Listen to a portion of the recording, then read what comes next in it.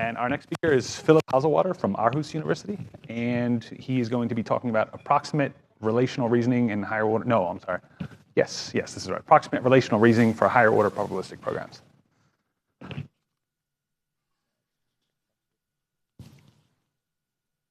All right, thank you. Can you hear me? Yes. Okay, so I will talk about Approxis. Approxis is a relational higher order separation logic for reasoning about approximate program refinement. And the approximate here refers to the error probability that two programs compute different results. Approximate program equivalence has been studied for first-order languages, like we saw in the previous talk. But Approxis is the first logic that can handle a full randomized ML-like language. So that means that our programmers can allocate local states, use higher order functions, and abstract types, full recursion, and so on. So we achieve this by representing the error probability as a first-class separation logic resource. And as a consequence, Approxis supports powerful features of higher order separation logic, like invariance or user-definable ghost state. The error resources are manipulated through their own set of rules and don't interfere with the rest of the system otherwise. On top of the program logic of Approxis, we also developed a logical relation for proving program approximation and contextual equivalence. Thanks to the expressiveness of Approxis, we were able to verify some classic results from cryptography, as well as the correctness of probabilistic algorithms that were beyond the scope of previous logics. And the whole work has also been mechanized in ROC and Iris. So let's look at an example of something that we verified in Approxis. We can prove the security of an encryption scheme. Intuitively, we want to say that messages encrypted by the encrypt function look random to any adversary A who doesn't know the secret key K. We can phrase this security property as a game where the adversary is interacting either with the real implementation of encryption or with a function that returns random ciphertexts that don't actually depend on the message. This random function serves as a probabilistic specification for encryption. Because the adversary doesn't know if it is interacting with the implementation or the specification, we call these functions oracles. In the game, the adversary gets to pick up to Q messages to encrypt. The goal of the adversary is then to analyze the ciphertext that the oracle produces. A should return the Boolean true if it believes that it's interacting with the implementation, and false for the specification. What we want to prove in Approxis is that no program A can tell the implementation and the specification apart with error and with probability higher than epsilon. So what's the mathematical meaning of this intuition that encryption looks random? We want to show that the probability that the adversary can distinguish the two is some small error epsilon, which depends on the number of messages Q. And so the strength of our approach here is that we have an expressive language where we can define all of the different parts of that equation natively. So we don't need any ad hoc syntactic restrictions on the syntax of the adversary or special treatments of the oracles. We model the adversary as a higher order function that takes an oracle as input and produces a Boolean to indicate its guess. In Approxis, this equivalence up to epsilon is expressed as a program refinement. So under the assumption that we can make up to epsilon errors, A with the encryption refines A with the random ciphertexts. And both of the programs return the same Boolean B. So in particular, they both have the same probability of evaluating to true. I'll now explain the different components of this judgment and how the proof works. So building on some of our previous work, we extend separation logic with a new proposition for error probabilities. Intuitively, this up to epsilon turnstile P means that the proposition P holds up to probabilistic error epsilon. And because errors behave like a standard resource, we can be flexible about when we spend these credits. For example, we could store some credits in a data structure invariant and perform some amortized error reasoning. there are two essential laws for error credits. If we own the sum of two error credits, epsilon1 and epsilon2, then we can split it into separate resources. And if we have an error budget of 1, then we can derive anything, since any proposition holds up to error 1. I'll show you in a second why it's sometimes useful to prove a judgment with error 1. So the error budget can increase when we execute random samplings. For example, we can prove that with error 1/2, the flip instruction on the left here evaluates to true. There are two cases to consider. We allocate 0 credits to the branch where we get true, and we get error credit 1 in the false branch, which means that we can conclude that false is equal to true by the second law of error credits. This is sound because each case has probability 1/2, and the weighted sum of the credits adds up to 1/2, which is what we started out with. Okay, so now that we understand how error credits work, let's go back to the refinement that we want to show. So we will reason about the adversary and the oracle separately. And to show that the encryption refines the specification, we will use our refinement logic. And because the results of encryption are not quite uniformly distributed, this is where we will use our error credits. We want to prove this approximate equivalence for all adversaries, so we have to assume that we don't a priori know the code of A. So how can we prove anything about it? Well, so the answer is that instead of reasoning about the concrete code, we will use the type of A to derive that we get the same results from both programs. So let's focus for a second on the proof about the oracles. The refinement satisfies the invariant that the counter for both oracles is set to the same value I, and that we have a certain number of error credits stored for future calls. Initially, we allocate the counters with I set to 0, and the number of credits is q squared over 2n. When we establish that the invariant holds at the beginning of our proof, we transfer ownership of all of the initial error credits into the invariant. And then after that, every invocation of the oracle preserves the invariant by incrementing I and consuming some error credits. So to increment the counters, we just use standard separation logic rules for references. And so this is a strength of the approach because we don't have to do anything probabilistic here. It's just the normal rule that you would expect. To split the error credits, we use the first law of error credits. And then we can spend some credits to reestablish the invariant for I plus 1. And the part of the credits that we split out is used to guarantee that the encryption samples a fresh nonce n that was not sampled before. So since the encryption function doesn't actually keep track of the nonces that we sampled, this freshness only holds up to some error. In Approxis, we have a sampling rule for this kind of reasoning. So there are two key features to this approximate sampling rule.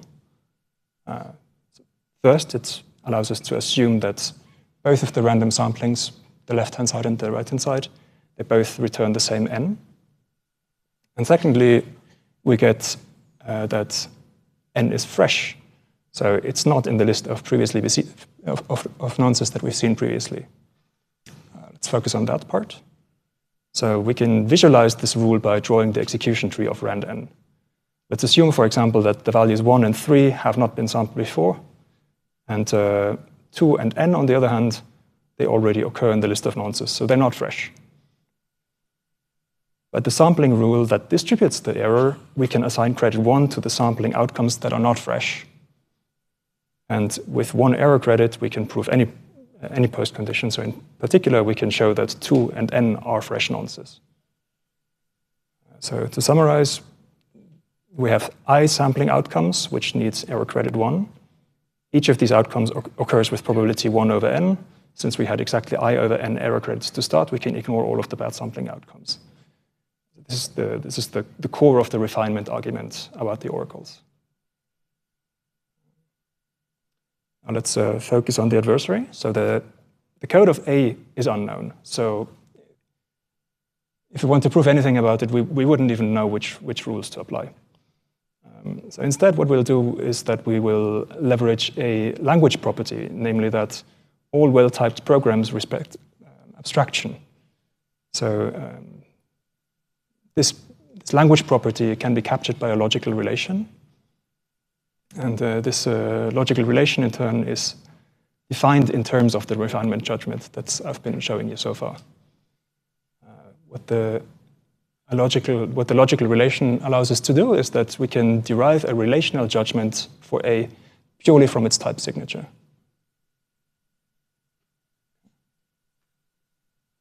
So what have we achieved so far? So we can derive approximate refinements for randomized ML programs. We can reason about unknown code using our logical relation. And by the adequacy of Approxis, that gives us the probabilistic bound that proves the security of our encryption scheme.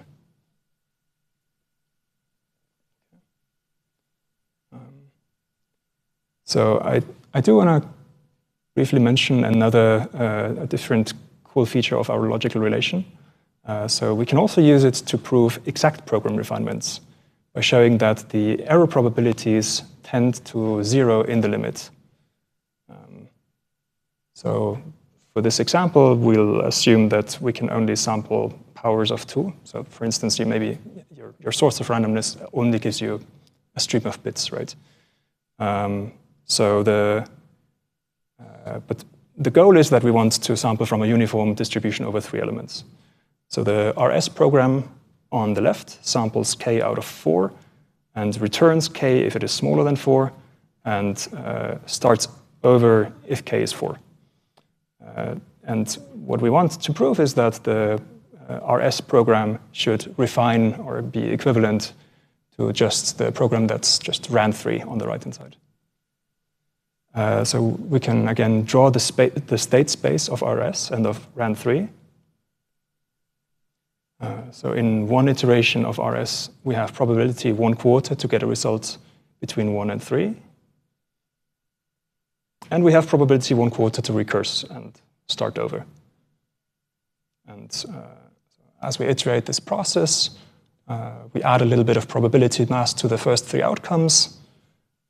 But in the last case, we just start over. So the probability of getting a sequence of 4s goes down exponentially.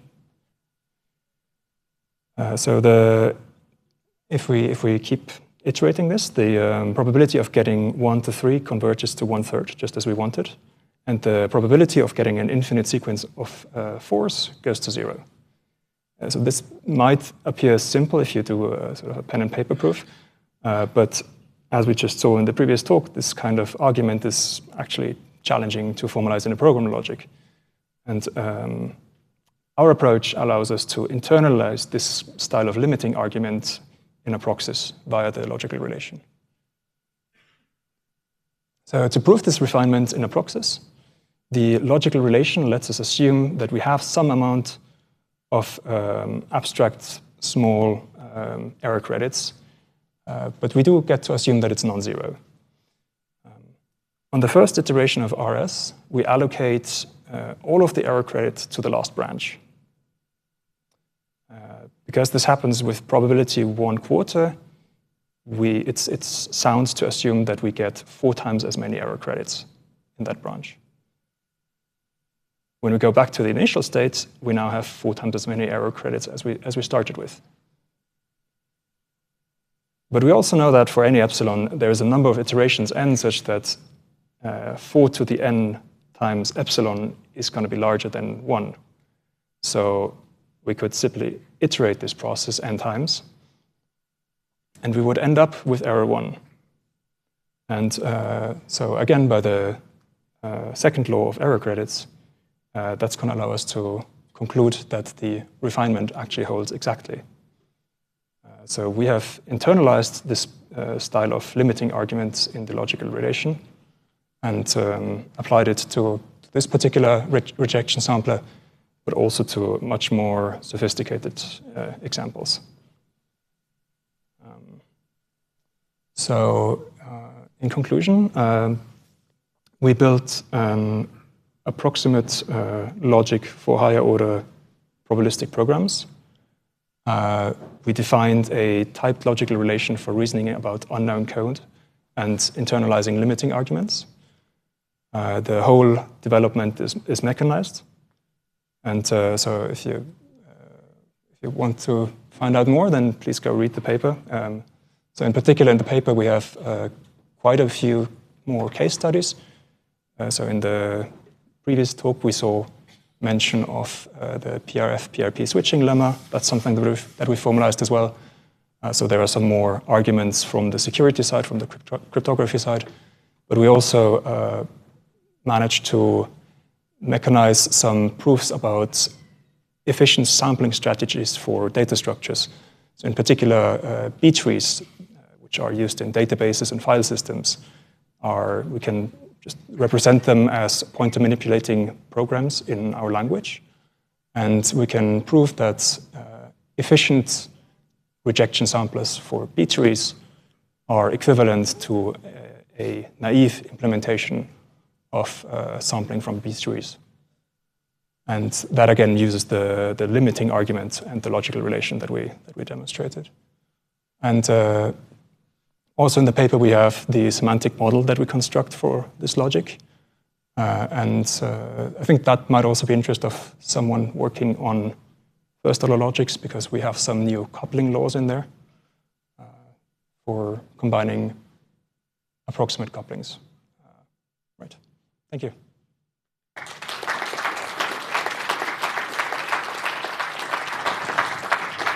So we have a few minutes for some questions. Right back over there.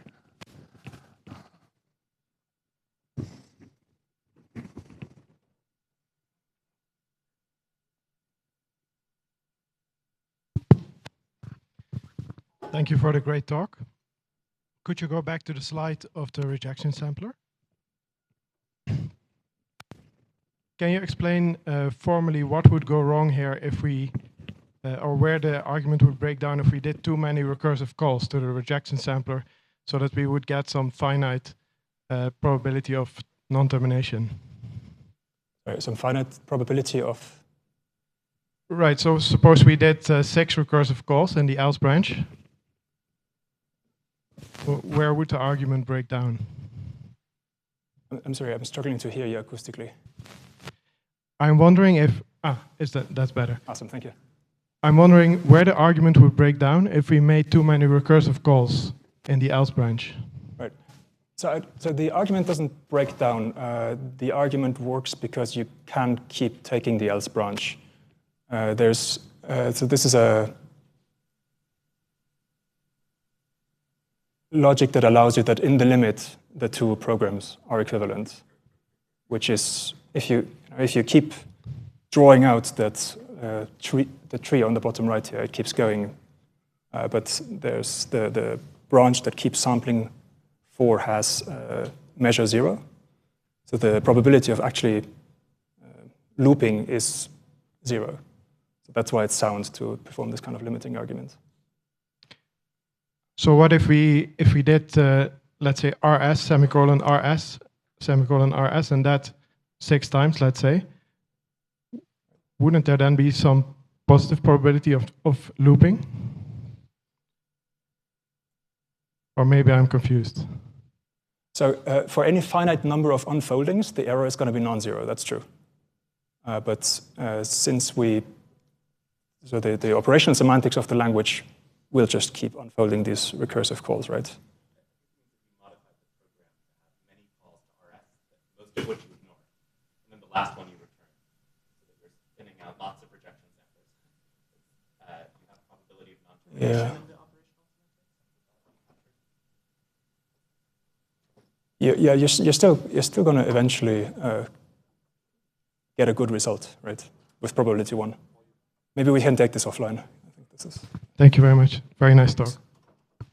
So we maybe have time for one more quick question. So I was wondering what is the repercussion of assuming typing for the adversary, and if you can further constrain the adversary to have some limited computational power.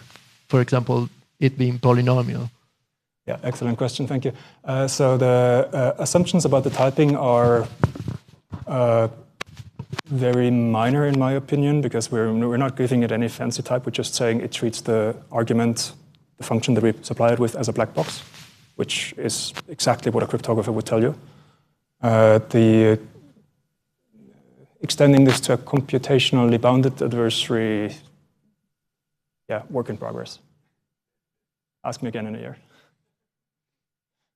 Okay, great. Well, that's our time. So let's thank our speaker, and we will pass to the next person.